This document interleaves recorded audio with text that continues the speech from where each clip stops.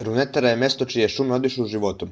Flora i fauna su u svemu napredovale, evoluirale i prilagodile se životnim okruženjima u kome se nalaze.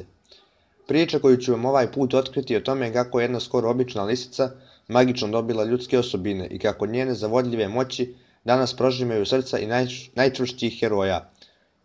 Ovo je priča o Ohrii, The Nine-Tailed Fox.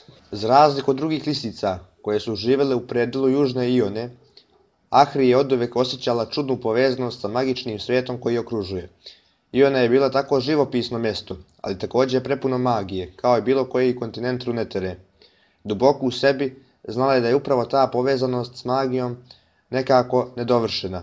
Osjećala je da je kožu kojoj je rođena mala, da joj ne odgovara i maštala je o tome da će jednog dana postati čovjek. Njen cilj izgledao je tako nedostižan, sve do dana kada je slučajno naišla na ratna polja. Bio je to tužan prizor. Čitave poljane bile su uništene, prekrivene ranjenim i mrtvim vojnicima. Nešto je privlačilo do jednog od ljudi. Čovjek je bio obučen u dugačku haljinu kao čarobnjak, okružen bezbojnim otiscima magije, koja je polako crpela život iz njega i odvlačila ga u ništavilo. Prišla mu je i duboko u njoj nešto se pokrenulo, posegnula je ka čovjeku, na način na koji nije mogla da razumije. Njegova životna snaga, njegov duh prešao je duboko u njenu dušu, prebačen nekim nevidljivim pipcima magije. Osjećaj koji je imala bio je neopisiv.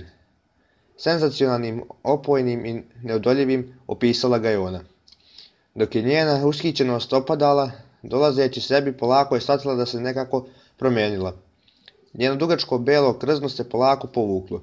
Njeno telo je sada bilo glatko i gipko, izgledala je kao čovjek, kao obični ljudi koji su ležali mrtvi svuda oko nje.